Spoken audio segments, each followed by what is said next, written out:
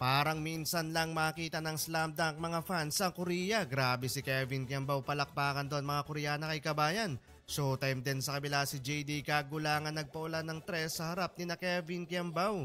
Former UAAP rivalry sa pagitan ni na KQ ng Sonos kay Gunner kontra yan mga idol kay JD Kagulangan ng KT Sonic Boom.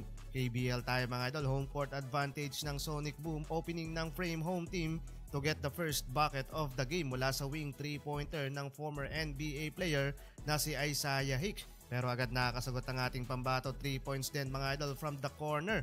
Maagang nagkakapisikalan ng dalawang Amerikanong import sa ilalim at mula sa pangangalabaw ng kakampi ni KQ sa shaded area, tabla sa 5 puntos ang talaan sa scoring. KQ naman mga idol attacking the basket, nakakapag-draw ng foul si Kevin Kiambao, 2 of 2 free throw, pasok yan mga idol. Under 7 minutes mark, parehong low scoring ang dalawang kupunan, nakangiting pinasok mga idol ng home team.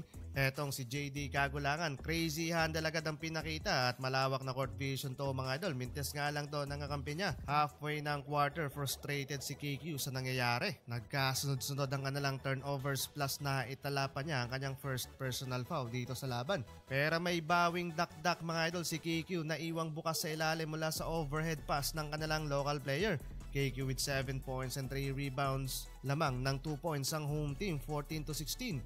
Second quarter tayo mga idol, nakangiti ang head coach ng home team, 6-0 run lang naman mga idol ang ginawa nila sa past 2 minutes ng quarter.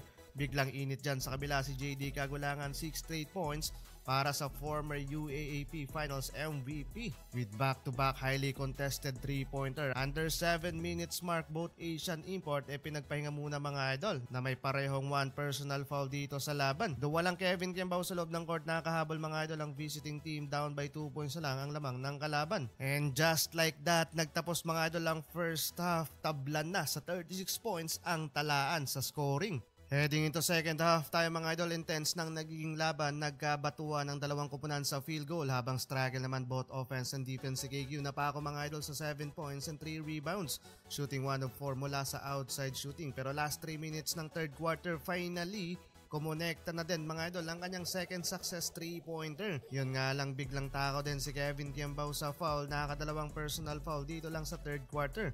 Kaya agad munang ibinalik sa bench, hawak na ng home team ang momentum sa laban. Last quarter tayo mga idol, up by 1 point na lamang ang kalamangan ng KT Sonic Boom, 56-57, palitan na naman sa 3 sa mga local player ng Sono.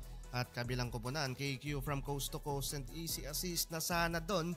Nagmintes nga lang ang kanilang import, sobrang alat ngayon sa field goal ang Sonos kay Gunner. Abante na naman sa 7 puntos ang kalamangan ng kalaban. Kitang kita mga idol yung frustration ni KQ sa nangyayari, binaunan pa ni JD Kagulangan ng long 2 points. Another deep 3-pointer contested pa yan ni Kevin Kiambao, lobo sa double digit ang lamang ng home team. Sa dulo ng laban mga idol, frustrated ang Sonos kay Gunner, talo na naman dito sa KBL.